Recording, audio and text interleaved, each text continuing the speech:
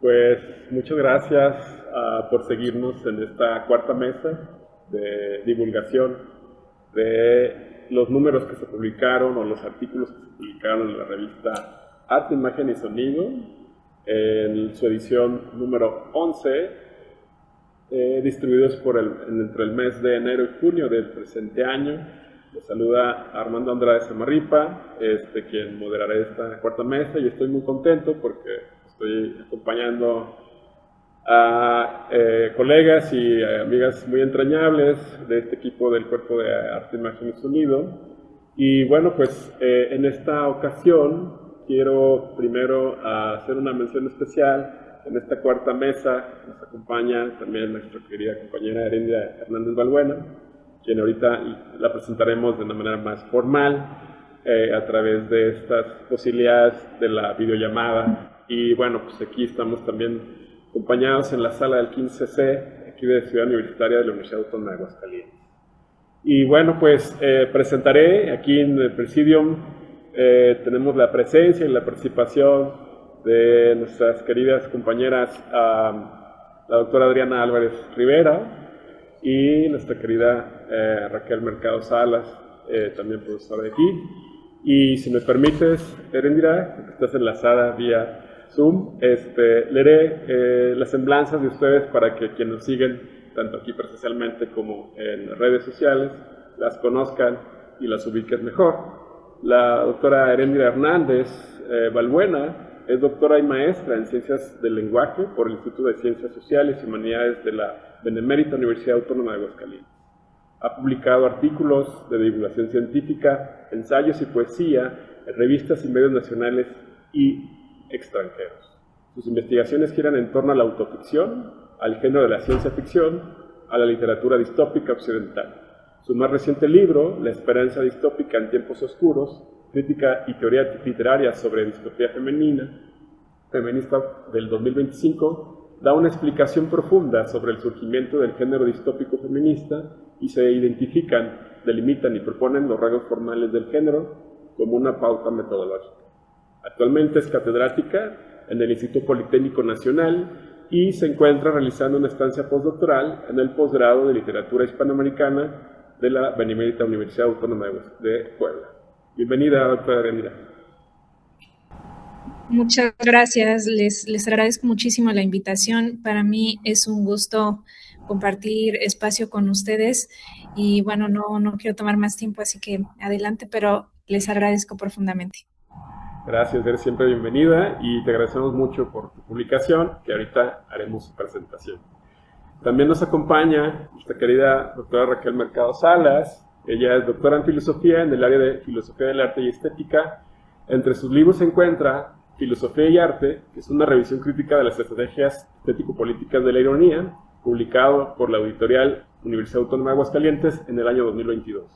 También cuenta con la publicación Arte, Memoria y Feminismo, otra historia del arte en Aguascalientes, publicado en el año 2023 por el Instituto Cultural de Aguascalientes, en coautoría con la doctora Isabel Cabrera y la doctora Brenda Rodríguez. Y otro título se llama Contrapedagogías de la Crueldad, una guía sobre los cuidados de la vida cotidiana, de la producción e investigación en arte, del año 2025, por la editorial Tierra Cartonero, en coautoría con Alondra Jara, Isabel Cabrera, Laura Herrera y Emma García. Y ella es fundadora de la Seminaria de Arte, Memoria y Feminismo, dentro del Cuerpo Académico de Estudios y Producción de Arte, Imagen y Sonido, y ha sido ponente a nivel nacional e internacional, entre los que destaca Documenta, Flujo y Arqueología en el Instituto México en España, Melancolía y Prácticas Artísticas en México en la Universidad del Cairo, Egipto, y ha sido curadora de la exposición Rutas en la Universidad de Santa María, Brasil, en Río do Sur, allá en este país. Bienvenida, Raquel. También nos acompaña nuestra querida chinita, la doctora Adriana Álvarez Rivera. Ella es doctora en Español, Investigación Avanzada en Lengua y Literatura por la Universidad de Salamanca, España. Desde la obtención de su licenciatura ha sido docente en niveles básicos, medio superior y superior. Ha asistido como ponente a congresos internacionales sobre literatura, así como ha publicado artículos de investigación en diversas revistas académicas. Ha colaborado en eventos de promoción a la lectura en el Instituto Cultural de Aguascalientes, las casas de cultura de los municipios de este estado y el Instituto Municipal Aguascaliense para la Cultura y la Universidad Autónoma de Aguascalientes. Fue distinguida jefa de Departamento de Letras desde el año 2020 al 2000, hace unas semanas, en febrero del 2026, excepto por el semestre que sostuvo el cargo de decana del Centro de la Ciencia y la Cultura entre septiembre y diciembre de 2022. Ambas comisiones en la Universidad Autónoma de Aguascalientes. Y ahora es el enlace de esta institución con la Red Mexicana de Universidades Lectoras y es creadora y realizadora del proyecto virtual de narración oral Molino de Cuento. Bienvenida, Adriana. Gracias. Y bueno, pues su servidor, pues soy un profesor investigador de esta universidad, del Departamento de Artes Escénicas y Visuales. Y bueno, pues tengo estudios en cine documental y comunicación medios masivos. Y bueno, pues muy contento también de sostener el trabajo de la edición de la revista Arte, Imagen y Sonido, sustituyendo la gran labor que hizo mi compañera Raquel Mercado Salas y todo el equipo de compañeras y compañeros de este cuerpo. Y bueno, pues estamos aquí para presentar y comentar y disfrutar justamente de esta cuarta mesa de difusión de estos textos, los cuales, digamos, iniciaremos presentando este artículo titulado Narrativas disidentes, ciencia ficción y distopía como literatura heterogénea e híbrida en América Latina, escrito por Heréndira Hernández Balbuena, y el cual estamos muy contentos de que sea comentado por nuestra querida doctora Adriana. Posteriormente presentaremos el ensayo académico, diríamos casi ensayo especulativo, La noche negra del capitalismo y otras ficciones, estéticas mixe para imaginar el futuro a través del ensayo especulativo, de nuestra querida Raquel Mercado Salas. Y bueno, pues en ese orden vamos a presentarnos. Entonces, pues le cederé la palabra a nuestra querida doctora Adriana Álvarez para hacer el comentario de este artículo. Gracias. ¿Se escucha? Sí. Pues muchísimas gracias por la invitación y gracias a la doctora Heréndira por este artículo. Creo que siempre es muy valioso quienes trabajamos, leemos y observamos las literaturas no miméticas. Creo que siempre es valioso encontrar trabajos de investigación que traten de manera seria y muy rigurosa, ¿no?, este tipo de producciones literarias, y es el caso de este artículo. Yo elegí hablar muy poquito del artículo justo para motivar más bien a que la gente lea el artículo directamente en la revista, y al final simplemente hacerle dos preguntas a la autora. Entonces voy a comentar a grandes rasgos que este artículo me parece muy bien sostenido en términos de el planteamiento que hace, ¿no? Bueno, recordemos que en el contexto de la ciencia ficción, México es un lugar particularmente especial porque en 1919 tenemos prácticamente la primera novela de ciencia ficción en México, que es Eugenia, de Eduardo Urzáez, y a mí me parece importante destacarlo porque justo en 1920, a partir de un libro de Karel Čapek, el escritor checo, se introduce en el contexto de la literatura la palabra robot, lo cual genera, en términos de la ciencia ficción, pues una producción completamente desbordada en ese sentido, en términos de la tecnología, ¿no? Porque ya en el siglo XIX pues teníamos la figura del autómata, pero finalmente, gracias a esta introducción de Karel Čapek en RUR, en este libro, pues se potencia, ¿no?, como esa relación con la tecnología. Y la autora de este artículo acierta muy bien, pues, ¿no?, en destacar cómo es más bien, aunque tenemos ese antecedente en la literatura mexicana, eso está prácticamente en los años 60, que esta literatura empieza en Latinoamérica a tener como otro tipo de resonancia, ¿no? Y en términos de observarlo desde la academia, pues es todavía más reciente, ¿no?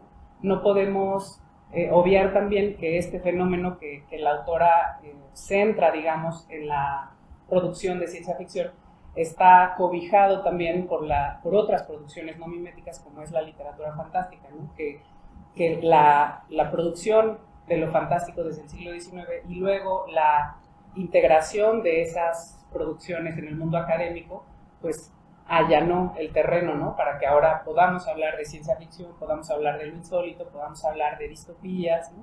Porque finalmente es un panorama mucho más amplio, ¿no? Y la autora del artículo, la doctora Heréndira, lo enfoca muy bien desde mi punto de vista, o lo centra, ¿no? Es muy específica en identificar el contexto del que va a hablar, el tipo de producciones del que va a hablar, y lo hace, bueno, no sé si menciono los libros, pero bueno, Catacali de Elaine Vilar Madruga, una estupenda desde mi punto de vista de las mejores escritoras contemporáneas, Ruido Gris de Pepe Rojo, Todo era oscuro bajo el cielo iluminado de Carlos González, pero ubica, digamos, estas tres narrativas distópicas, o las hace, ¿no? De Asir, las hace con dos conceptos bien importantes en los estudios culturales, que es la heterogeneidad o la literatura heterogénea de Cornejo Polar y la hibridez, ¿no? De García Canclini. Y creo que esa red, ¿no? O ese tejido que la doctora Heréndira presenta para hablar de estas tres narrativas está perfectamente bien sostenido en estos dos conceptos teóricos que cuadran perfectamente, no solo, insisto, con la ciencia ficción, sino con muchos de los fenómenos de la literatura no mimética en esta temporalidad, ¿no? en esta temporalidad que ella enfoca. Y parte de los elementos que me gustaría comentar para incitar a las lecturas es cómo la autora remite a esta posibilidad que tiene la literatura de vincularse o de remitir a categorías supraestéticas, ¿no? Es decir, todo este cuestionamiento que hay siempre de la utilidad de la literatura, ¿no? ¿Para qué sirve la literatura? ¿Sirve o no sirve para algo el arte? Todos estos cuestionamientos. Ella es muy clara en afirmar pues ese posicionamiento, ¿no? Insisto, está sostenida, ¿no? Con Cornejo Polar y con García Canclini, pero ella lo teje de una manera como muy clara, muy específica, ¿no?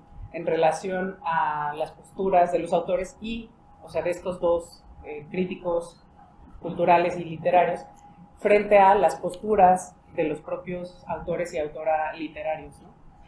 Creo que ya me estoy extendiendo de los 6 minutos, entonces me importa mucho hacer las dos preguntas precisamente para que ella pueda ahondar en esto.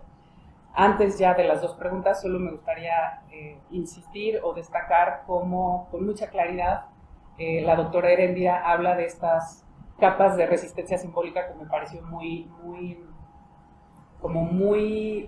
luminosa esa imagen, ¿no? Cómo estas narrativas muestran estas capas de resistencia simbólica y presentan contranarrativas frente a contextos de violencia, frente a contextos todavía coloniales o colonizantes, ¿no?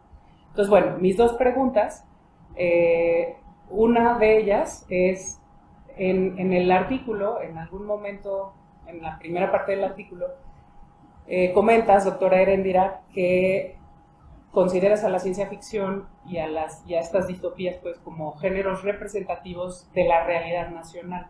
Si bien después lo vinculas con García Canclini en términos de la globalización, ¿no? Como de lo local frente a lo global y cómo eso se vincula de una manera problemática, pero al mismo tiempo lúcida, ¿no? En estas dos narrativas mexicanas que tú elegiste, ¿consideras, o más bien, de qué manera observas tú que esa realidad nacional de la que hablas en el artículo se presenta? Es decir, lo haces en el texto, pero si puedes comentarlo un poco precisamente para motivar a la lectura del artículo, creo que sería ideal. Y la otra es, ahora nos lo dijo el doctor Armando, pero bueno, ya se sabe pues, ¿no? Que tienes este trabajo sobre la distopía feminista. Y ahí va la otra pregunta. ¿Consideras, dado que de los tres artículos, de las tres novelas que tú estudias en este artículo, 2 son de varones mexicanos, uno es de Elaine Vilar, cubana, si no recuerdo mal, ¿identificas en estas tres novelas distancias en términos de estas distopías feministas de las que tú también has trabajado pues en otros espacios. Y pues bueno, esas serían mis dos preguntas. Muchas gracias por la escucha, por la invitación y gracias por el artículo también. Al contrario, gracias, querida Adriana. Es particular y atractivo justamente también tener este feedback, pero primero daremos espacio a que ella exponga un poco más sobre lo que nos escribió o lo que nos compartió en este artículo, y ya después dará respuesta a estas muy buenas preguntas que nos hizo la doctora. Adelante, tienes la voz, querida. Sí, bueno, muchas gracias, doctora Adriana Álvarez Rivera, por sus comentarios tan profundos y también generosos. Sí, también gracias por sus preguntas que voy a procurar contestar mientras expongo un poco sobre lo que tenía previamente preparado. Y bueno, para continuar, sí quisiera comenzar mencionando que efectivamente en el texto que estamos comentando, analizo de forma general cómo la ciencia ficción en América Latina se entrelaza con nuestras complejas realidades, ¿no? Entonces, esta unión podríamos decir que genera un discurso rico que bien podríamos afirmar que consolida el género en nuestra región. Entonces, en general, más bien en particular, me enfoco en la distopía latinoamericana, que, como bien mencionaba la doctora, pues es un género relativamente reciente, ¿no? Relativamente reciente, pero que vemos sobre todo desde inicios del siglo XXI, que ya posee una gran fertilidad, ¿no? Entonces, en el texto tenemos como objetivo demostrar y sustentar que estas obras proyectan visiones críticas sobre nuestros males sociales, ¿no? Por decirlo de algún modo. Entonces, hablo específicamente de algunas tendencias sociales como, por ejemplo, opresión, desigualdad, ¿no? Que sabemos que en algunos casos van dirigidas hacia ciertos grupos específicos, ¿no? Entonces, para sostener esta postura, yo,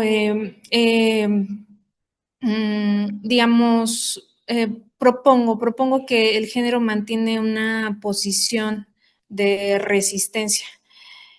¿De qué manera? Bueno, incorporando múltiples voces, también realidades y formas narrativas que contradicen dos cosas. Por un lado, los modelos preestablecidos de la ciencia ficción anglosajona, que sabemos que es un género que tiene muchísima tradición y que se consolidó siglos antes de que lo hiciera el género en nuestro continente, ¿no? Y por otro lado, esta posición de resistencia sale de la diégesis y abarca cuestiones sociales, ¿no? Tendencias, como lo mencionaba hace unos minutos, tendencias propias de nuestra realidad como latinoamericanos. Entonces, considero que para lograr una mejor comprensión de esta literatura es importante partir de la premisa de que el arte y sobre todo aquí de forma específica el género de la ciencia ficción y la distopía, como lo son estas tres obras, no es neutral. Ninguna de ellas es neutral. Estos textos están situados dentro de márgenes sociales históricos específicos y por lo tanto remiten siempre al hombre, a la sociedad, a la historia, ¿no?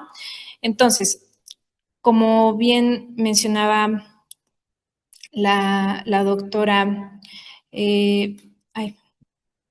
como bien mencionaba, tenemos dos nociones que empleamos aquí en el texto para hacer nuestro análisis. Tenemos literatura heterogénea, propuesta así por Antonio Cornejo Polar, y este concepto sirve de apoyo para estudiar la distopía como un espacio situado precisamente en estos conflictos entre sociedades y culturas, ¿no? Como sabemos, las naciones latinoamericanas, podríamos decir, sí, se construyeron con profundas e incluso graves divisiones provenientes del colonialismo, ¿no?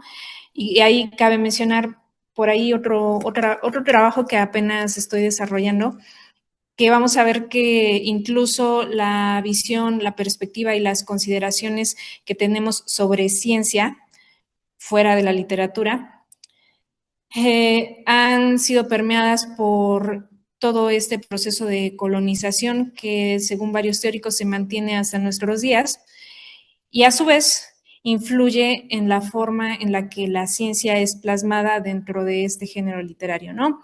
Pero bueno, para no desviarnos del tema, también quisiera mencionar rápidamente que en esta misma línea que no estamos hablando de sociedades homogéneas, sino que se podría hablar de una estructuración que se da en torno a la exclusión, ¿no? Y de allí que la ciencia ficción local nuestra, de nuestro continente, revele esta condición fragmentada, ¿no? Ahora, en el texto tenemos esta idea sostenida de que la heterogeneidad se mantiene en dos ejes complementarios en los textos, ¿no? Primero, en la apropiación y también la problematización de modelos culturales externos, ¿no? Que es un poco de lo que les mencionaba hace un momento. Y en segundo lugar, que la inclusión de elementos propios de nuestras culturas originarias y también urbanas actuales reconfigura el género desde una perspectiva local, ¿no? Situada definitivamente. Y de allí incorporamos la noción de hibridez de Néstor García Cantlini, que nos sirve para señalar la existencia de una mezcla estructural y simbólica, yo diría un poco más actual, un poco más actualizada, en el sentido de que ahora se toma no solo este proceso de colonización y todas sus consecuencias, sino también los procesos sociales que tenemos actualmente y que estamos viviendo actualmente, como por ejemplo la globalización, ¿no? Entonces ahí vemos esta idea contraria a un binarismo, ¿no? Que contrapone lo tradicional contra lo moderno. Más bien estamos viendo una lógica donde coexisten múltiples imágenes, ¿no? Precolombinas, por ejemplo, coloniales, científicas, y esta parte científica es la que me parece todavía más evidente como globalizada, ¿no? Si estamos hablando sobre todo de, sí, del siglo XXI y en la década, por supuesto, en la que nos encontramos, ¿no? Y por supuesto que las y los invito a leer estos dos cuentos y una novela.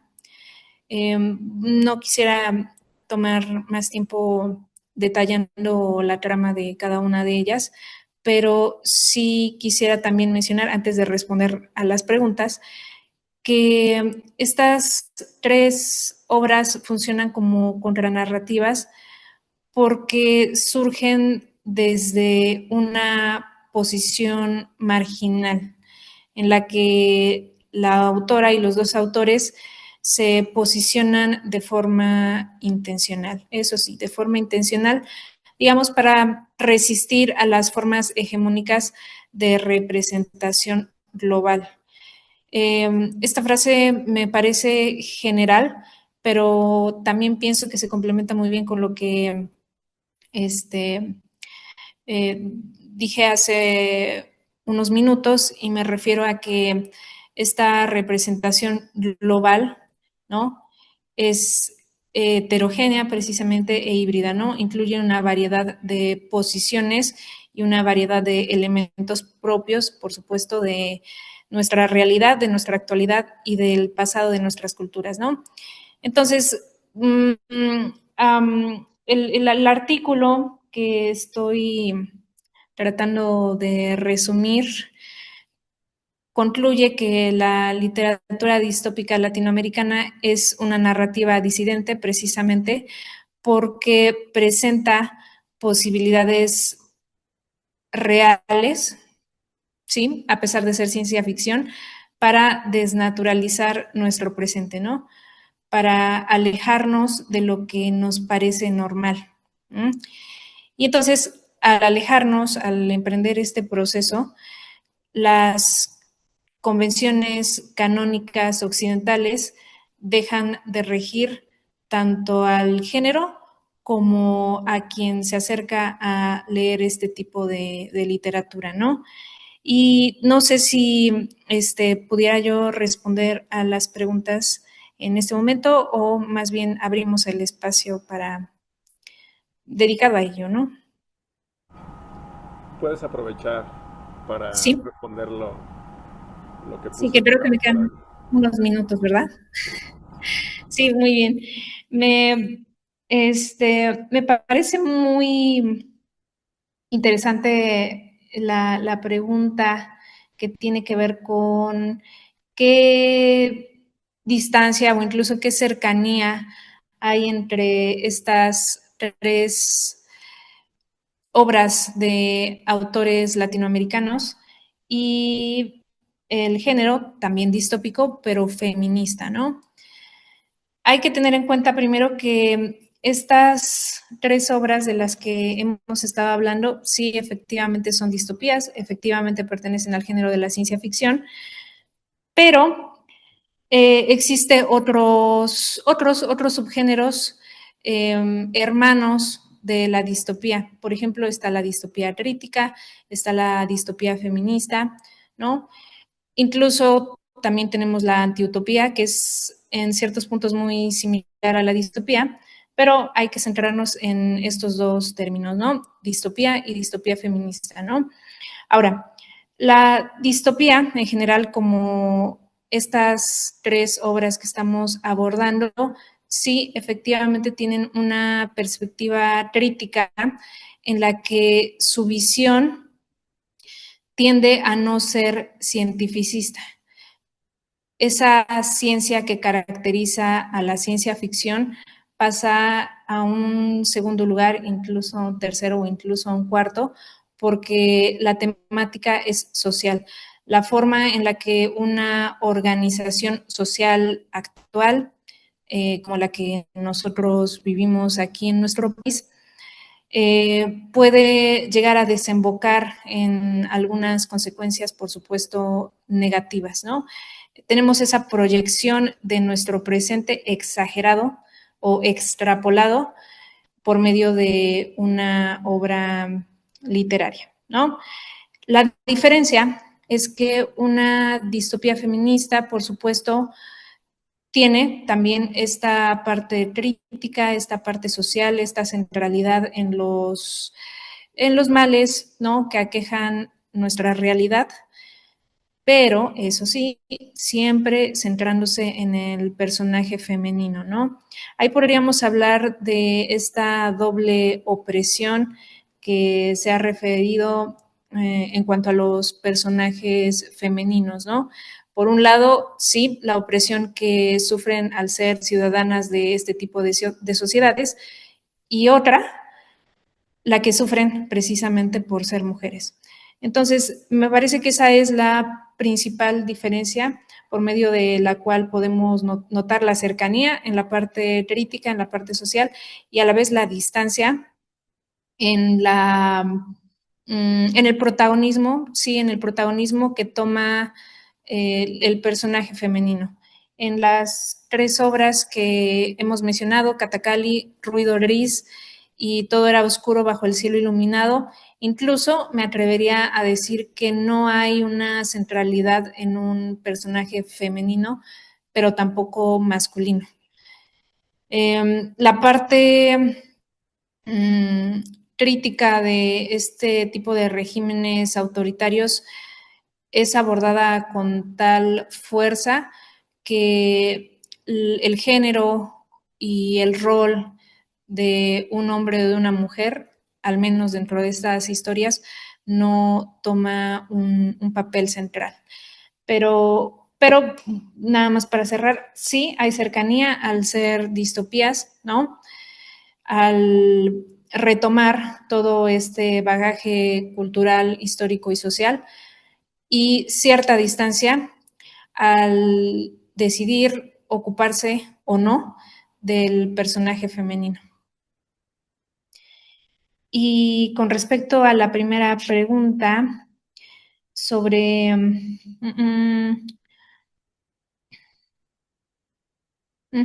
sobre cómo se presenta esta realidad actual, me parece que lo he respondido y me refiero a esta idea que les compartí sobre esta exageración. Como estamos hablando de ciencia ficción, recordemos que tenemos este novum, según la teoría de la ciencia ficción, ¿no? Este alejamiento de nuestra realidad por medio de una distorsión. Nos estamos alejando, pero no abandonamos esa cercanía y ese interés en nuestro presente. Nos alejamos en tiempo porque estamos hablando de un futuro y también nos alejamos por medio de la exageración, pero aún así se mantiene la cercanía. Entonces, me parece que esas serían mis respuestas. Muchas gracias, doctora Erendira. Igual, hacia el final, hay preguntas para ti y digamos también esa lectura hacia tu artículo. Le daremos paso para que puedas también dialogar. Y bueno, pues seguimos con la segunda parte de esta presentación de artículos, que es justamente pues el comentario y la participación de viva voz de la autora de este gran ensayo, La Noche Negra del Capitalismo y otras ficciones, Estéticas Mije, para imaginar el futuro a través del ensayo especulativo, de Raquel Mercado Salas. Y bueno, pues yo agradezco mucho que me haya tocado leerte, porque creo que primero por una necesidad como creador, ¿no? Y el que hayas analizado esta obra de Yasnaya Aguilar, me parece que abre un panorama y también es muy contestatario con lo que vienes trabajando desde tus investigaciones, de trabajar en colectivo, que eso también es muy interesante, porque hay un reflejo muy propio para esto que tú nos hiciste reflexionar haciendo esta lectura crítica. Y bueno, pues me daré la oportunidad de leer algo que preparé para luego escucharte. Pues para empezar, creo que es un texto revelador en el buen sentido de la palabra, porque al tratarse de Yasnaya Aguilar Gil, pues habla de una entidad en resistencia constantemente, pero siempre acompañada por esta red comunitaria. Y bueno, pues es un texto que se sostiene con un estilo sencillo también, que siempre se agradece, porque creo que la sencillez es lo más difícil, y que se detiene a explicar y a profundizar sobre las implicaciones políticas de hacer ensayo especulativo desde la comunidad Mije de Oaxaca, a través de esta perspectiva crítica de la lingüista, escritora, traductora, activista, investigadora de la lengua ayuk, es conocida como Mije, de Yasnaya Aguilar Gil. Y bueno, está dividido en tres partes, muy deleuziana esta escritura, y me gusta mucho porque creo que es un orden de ideas, ¿no? Entre comillas, donde uno puede jugar con ellas. Y bueno, en esta primera parte, establece un gesto fundamental para todo el andamiaje posterior al problematizar la categoría indígena desde el pensamiento de esta autora, de Yasnaya Aguilar Gil.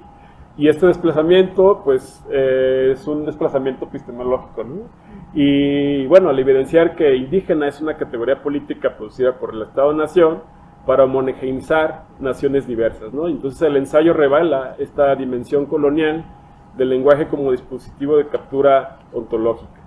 Y este primer movimiento, pues, resulta crucial porque desmonta el marco desde el cual históricamente se ha interpretado la diferencia. En lugar de asumir de entidades dadas, el texto propone situar el pensamiento en el territorio, en la lengua y en la experiencia material de los pueblos.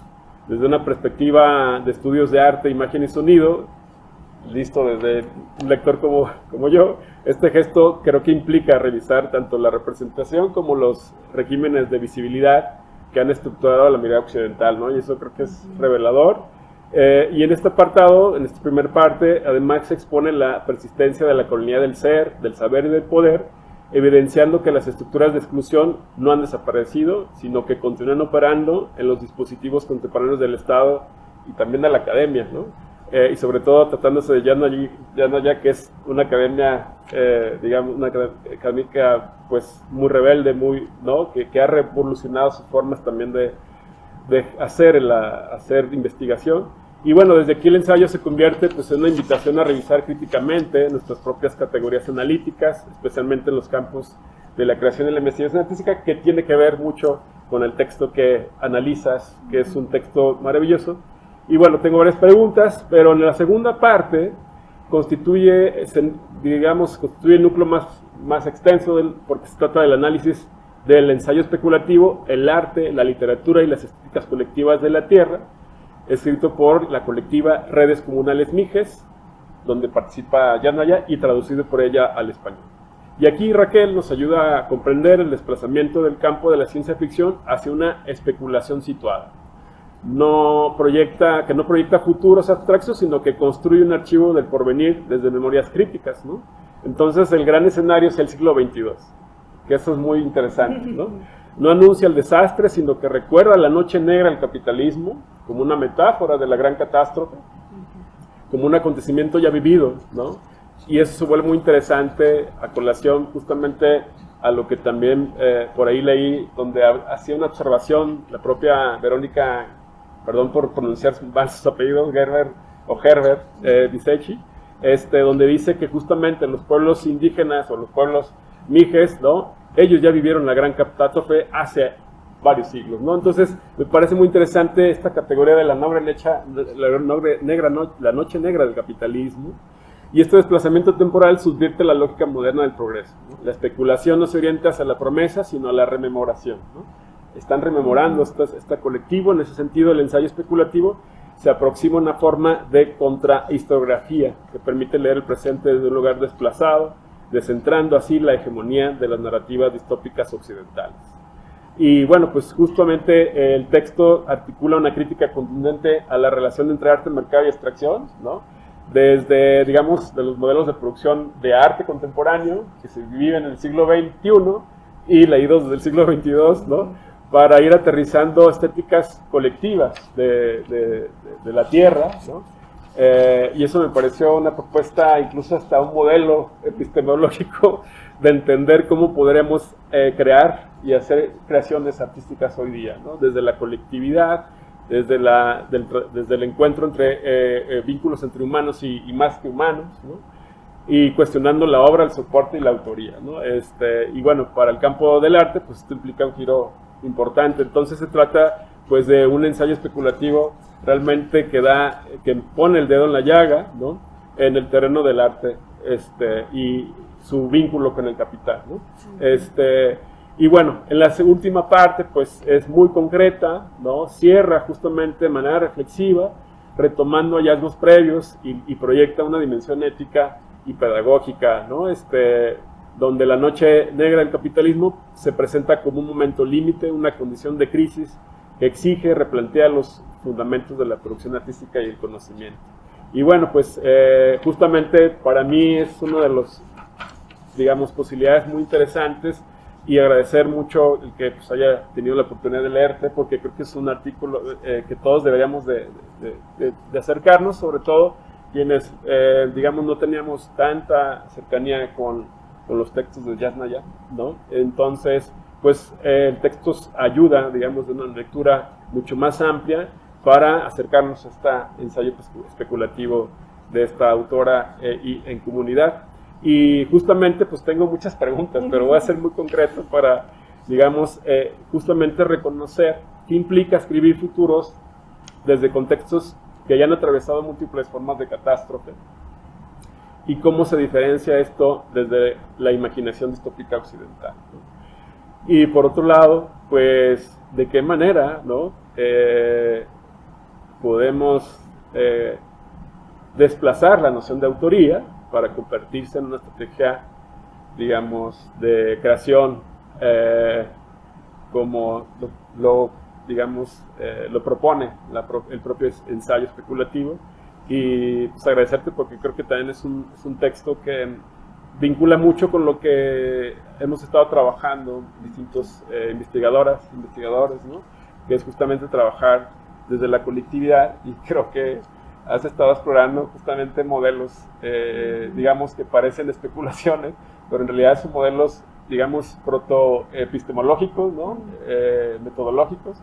Y bueno, también pues esta lectura que haces muy concreta, ilustrando realmente las apuestas y propuestas que hace Yasnaya y la red de comunidad MIGE, pues se vuelve muy valiosa, y gracias. Pues se vemos la palabra. Muchas gracias.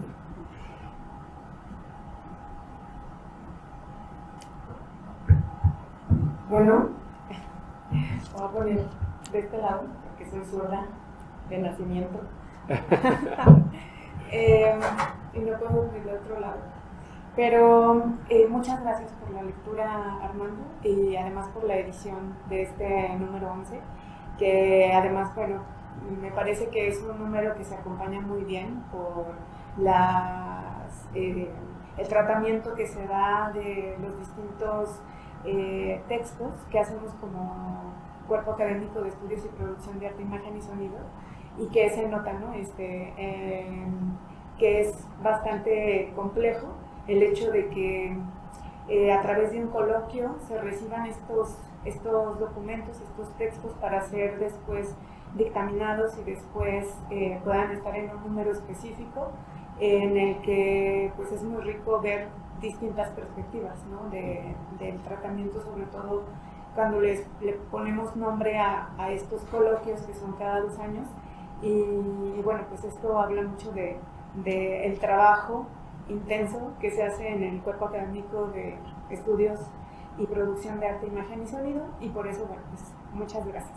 Y respecto al texto, pues yo quisiera comentar algunas cosas antes de responder a las preguntas que me haces, porque bueno, yo lo que quise hacer es, como gran admiradora de Yasnaya Aguilar Gil, pero también con el trabajo, como yo no soy literata, ¿no? Sino filósofa, y que aunque trabajo sobre todo pues la teoría del arte en mi práctica cotidiana, y para eso hay que ir a los lenguajes específicos también, pero desde un punto de vista de estas preguntas que se hacen a partir de la formación que uno tiene, ¿no? Entonces mi interés principal fue, bueno, Yasnaya Aguilar Gil produce mucho, o sea, podemos ver mucha producción en términos de lo que escribe en columnas periodísticas, de lo que constantemente realiza a partir de los textos como los que yo estoy citando aquí, y que esta producción está diseminada. Entonces, una de las principales pues labores que tiene este artículo es justamente introducir ya una especie de lectura más unitaria, que no es ni la única ni la con la que tiene que estar de acuerdo todo el mundo, sino que se pueda observar que no son cuestiones aisladas, ¿no? Sino que son que corresponden a un corpus muy coherente dentro de su producción en distintas formas de hacerse, ¿no? Tanto, como bien dices, la forma en la que cuestiona la producción de conocimiento dentro de las universidades públicas o dentro del relato político, ¿no? Que estamos viviendo actualmente. Y entonces yo lo que hice fue ver cómo es que toda esta disposición corresponde con una cartografía del poder que está ya justamente en ella, y que también hace que su especificidad pueda dar mucho más singularidades al proceso del pensamiento contemporáneo, porque aunque este relato, bueno, tiene como muchas paradas, sabemos que es poco a poco cómo se va construyendo y cómo se va realizando una posición, por ejemplo, desde el pensamiento decolonial. Si nos remitimos solamente a los textos de Aníbal Quijano, pues entonces ahí todavía aparece la forma de analizar la colonialidad del poder, pero todavía no alcanza a ir hacia la colonialidad del género, ¿no? Que después María Lugones va a realizar en su momento, y así sucesivamente. Entonces nos vamos a encontrar con estas posiciones que van haciendo que este pensamiento latinoamericano sea cada vez más específico. No basta entonces solamente la colonialidad del género, sino que se van a introducir esta colonialidad del ser, la colonialidad del saber en distintos momentos, y entonces todavía hará falta introducir estas condiciones de la colonialidad del saber, del ser y del poder, pero en términos de un pensamiento, de una pensadora viva que corresponde a un pueblo específico y a un territorio específico, como es Yasnaya Aguilar Gil. Y ahí es donde se hace esta organización, pues, desde el punto de vista de una filósofa como soy yo, que hace teoría del arte y que entonces va organizando como este panorama tan rico dentro de una tradición que nos es propia, y que además también explora también algunas de las hipótesis que, por ejemplo, introduzco aquí a Karina Ochoa, ¿no? Con la feminización del indio americano, y entonces, bueno, se va organizando este punto de vista para pensar cómo es que nos hace llevar o llegar más allá Yasnaya Aguilar Gil.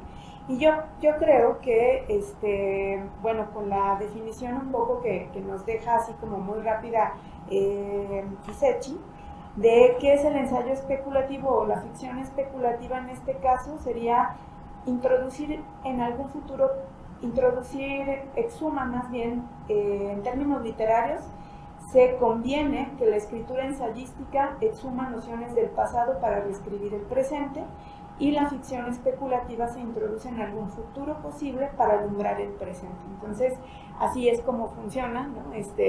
Digamos, la propuesta que ella les hace a todos los autores de este libro para poner ensayos especulativos, digamos, clásicos, al lado de ensayos especulativos que van a producirse especialmente para esta compilación, entre los cuales está el de estas estéticas Níger para imaginar el futuro a través de lo que hace Yasnaya Aguilar Gil. Y respondiendo un poco a lo que tú mencionas, es cómo lo hace.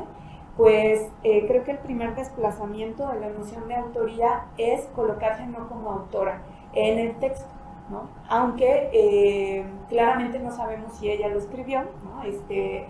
Bueno, por supuesto que sabemos que ella lo escribió, pero no sabemos cuántas manos producen el texto en concreto materializado, pero sabemos que ella no habla por sí misma cuando lo escribe o cuando lo propone, ¿no? Entonces, el asunto es que este conocimiento que está siendo producido no es un conocimiento de una persona individual en términos de de esta perspectiva liberal occidental, sino que aquel conocimiento del cual ella habla a partir de este ensayo especulativo no es un conocimiento que le corresponda como una persona aislada, sino que parte de estas condiciones pues colectivas de organización de un territorio y una cosmovisión muy específica, ¿no? Entonces, por eso pues lo que lo produce, pero sin ponerse a ella como autora, sino como traductora de esos saberes que están atravesando este ensayo especulativo, y eso me parece que es el primer desplazamiento, ¿no?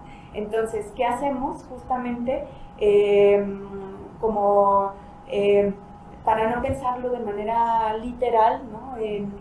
Pues lo podemos ver a partir de este ensayo, sino que lo hace a través de este movimiento que está atravesado por el lenguaje mismo, y se coloca a ella como traductora de estos saberes colectivos.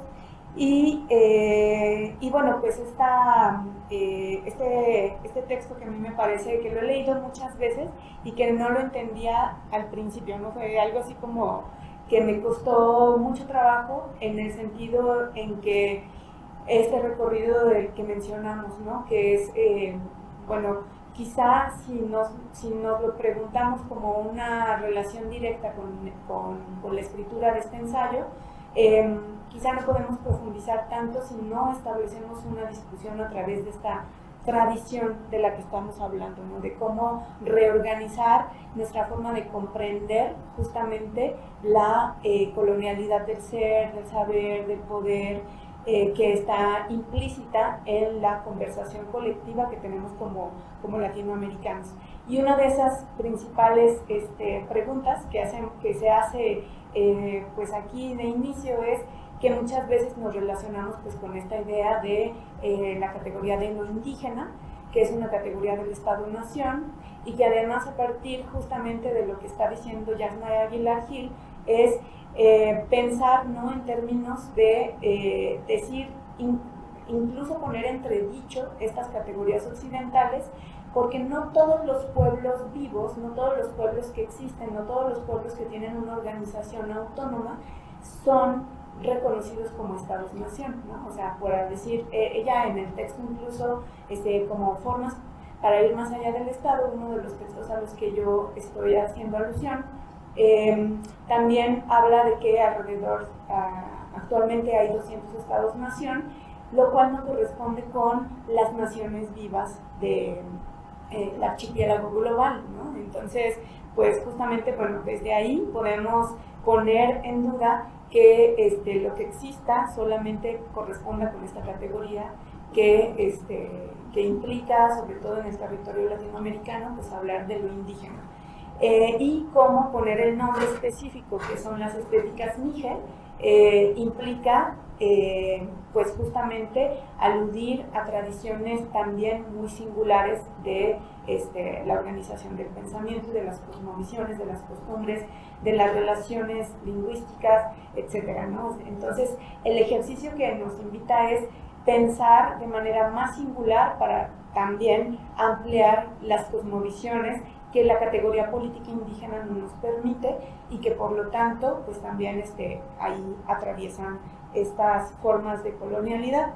Y pues finalmente, ¿qué implica escribir estos futuros? Bueno, a mí me gustó porque justamente es al colocar una imagen en un siglo por venir, en donde está viendo nuestro presente como un pasado, hay una especie de escapatoria del agobio que tenemos actual y ser capaces de ver con mucho más nitidez las formas de estupidez humana que ahí tenemos actualmente, ¿no? Como decir, no siempre existió el capitalismo, ¿no? Entonces, si incluso ella menciona, ¿no? La categoría indígena tiene 2 siglos, pero la historia del pueblo Mije es mucho más amplia en términos de temporalidad. Entonces no se puede comer una categoría moderna colonial una historia tan amplia cuando volvemos nuestros ojos a un pasado remoto desde un punto de vista distinto. Y por lo tanto también construir el futuro significa ser capaces de ver más allá de esta idea del Estado-Nación a partir de esta escritura, ¿no? Y bueno, estos son los 3 ejes que maneja pues el texto, que son, como tú bien dices, una opción para pensar metodológicamente hablando qué preguntas nos hacemos cuando producimos arte o cuando producimos investigación o cuando producimos conocimiento en términos generales, que sería nuestra, qué relación tiene esta producción de sentido con el mercado, o si el objetivo es justamente ese, o también los soportes como experiencias, ¿no? Esta restauración del bosque del que habla, del cantar del reino fungi, en la restauración de los bosques y cómo se relacionan la comunicación de los hongos entre sí a través de la experiencia luminiscente del bosque. Es ya una experiencia estética que no tiene que arrancarse de la tierra, sino que más bien experimentarla a partir de lo que está dado ahí. Entonces, bueno, esa es la idea del soporte, ¿no? Que también tiene que ver con el lenguaje y de qué manera la artista no necesita extraer esa materia del mundo, sino traducirla también a una forma en la que no aparte aquella experiencia de lo que es realmente, sin esta condición extractivista, ¿no? Del conocimiento, y que implica también muchas veces la idea del soporte, y aquí ella, bueno, se va a ir hacia una relación con los procesos editoriales también, ¿no?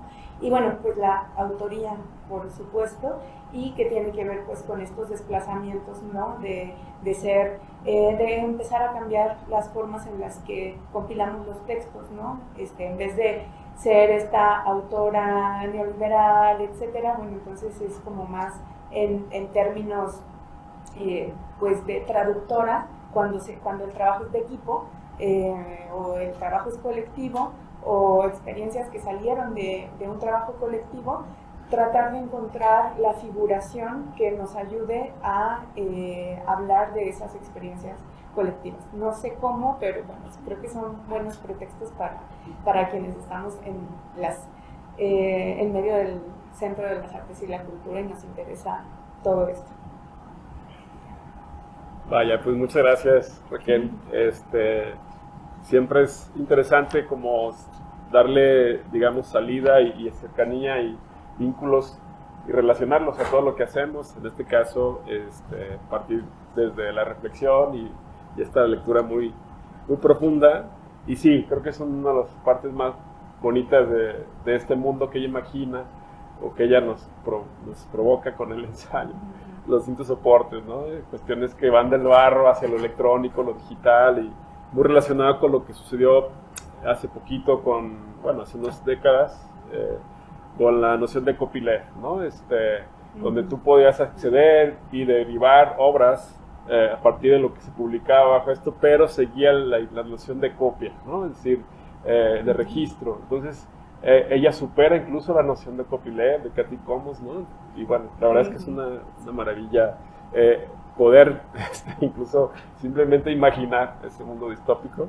Y bueno, pues si me permiten, vamos dando a un diálogo quienes nos acompañan, y aquí presencial y también en línea, por si tienen algunos comentarios o preguntas para nuestras queridas autoras de estos textos. De los presentes, ¿tienen alguna intervención que quieran hacer? Bueno, yo quisiera... Adelante. Se me olvidó responder una pregunta, que es la diferencia con la... pues sí, con la distopía occidental, ¿no? En estos términos del ensayo especulativo de Yasna Aguilar Gil. Y particularmente, o sea, también estamos revisando en un proyecto de investigación sobre eugenesia, antirracismo, a partir de el arte contemporáneo y la inteligencia artificial y la ciencia ficción. También pues estas preguntas que se están haciendo o que nos estamos haciendo, y o sea, también la ciencia ficción funciona como un medio capitalista, ¿no?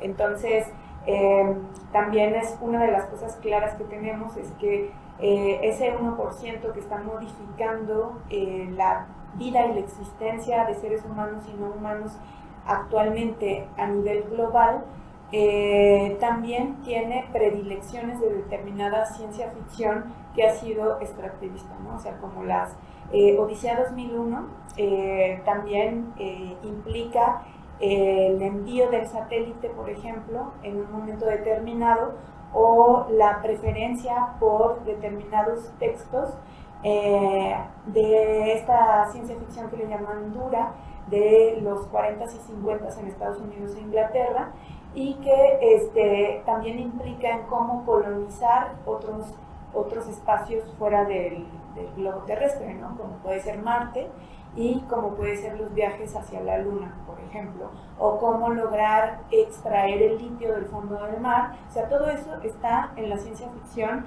y también eso produce futuro y produce una forma de entender cómo continuar como con este rush en el que se encuentra pues la perspectiva contemporánea, que de hecho ya es, ¿no? O sea, el viaje a la Luna cuesta $60 millones y solamente puede el 1% de la población total acceder a un viaje a la Luna o un viaje en submarino hacia el fondo del mar. Entonces no es que no sea real, sino que ya materialmente es parte de un discurso específico del capitaloceno, y que además, por ejemplo, para colonizar Marte se necesitaría una hipercontaminación de ese planeta para que baje su temperatura y que pueda ser habitable, por ejemplo, ¿no? Para seres humanos que no van a ser las personas que pues necesiten en algún momento donde vivir, sino estamos otra vez refiriéndonos a 1%,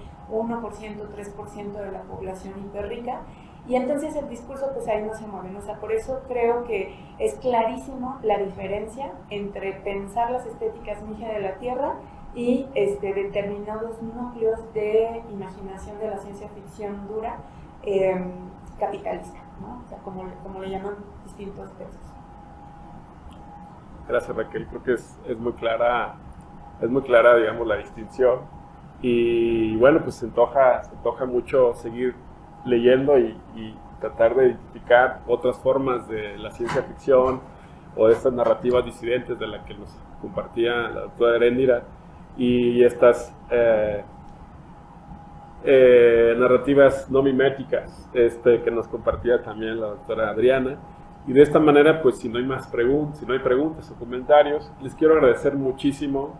Quiero invitarles a la próxima mesa que sucederá el próximo 5 de junio a las 11 horas, aquí en este mismo lugar, en el nuevo canal, y vamos a hablar justamente de los últimos artículos que conformaron este número 11, que es Prácticas de Escucha y Mundos Asociados en la obra sideral de Marcela Armas y Gilberto Esparza, de Magdalena Mastromarino, y el problema de la obsolescencia programada en la tecnocracia de la inteligencia artificial con las prácticas de archivo, de Anabel Patricia Márquez Sanabria.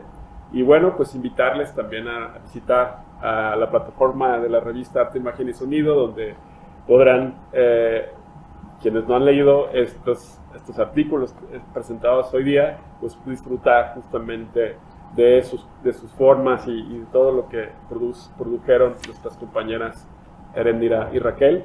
Y sin más, quiero agradecerles su tiempo, su disposición, en especial a la doctora Heréndira, que es un espacio de sus ocupaciones. Y bueno, pues desde acá, desde la Universidad Autónoma de Aguascalientes, a nombre de todo el equipo del Cuerpo de Estudios y Producción de Arte, Imagen y Sonido, agradecemos mucho su participación, y por vía correo electrónico recibirán su constancia digital de esta actividad. Y bueno, pues seguimos en comunicación, doctora, y bueno, pues ojalá que haya más colaboraciones con nosotros. Claro. Hasta pronto. Sí, claro, por supuesto. Un verdadero placer compartir con ustedes. Y muchas gracias por el espacio. Que tengan buena tarde. Gracias a la revista Arte, Imagen y Sonido. Y por supuesto también a la Universidad Autónoma de Aguascalientes, que creo que